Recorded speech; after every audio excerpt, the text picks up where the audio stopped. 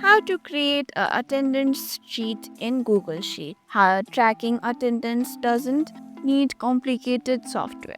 With Google Sheet, you can easily build your own smart attendance tracker with checkbox and auto summaries. Let's set up let's set it up by step.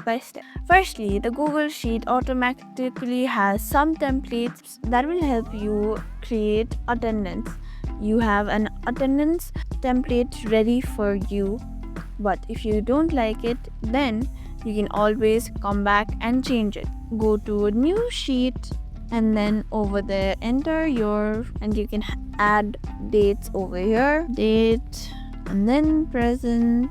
Like this, you can create a link. Over here you can see a automatic table has been there. Here you can see blank table, event or task. Over here you can see, if you tap on event or task, here you can see pre-event, stage, owner, due date, and many other. You can track contract tracker, type, owner status. Let's go to insert. Over there you can see charts, fund. There you can see the option of checkbox. If you install it, here you can see, if you add a checkbox, there you will be easily tracking if someone is present or absent by simply ticking on it. Like this, you can create a attendance sheet easily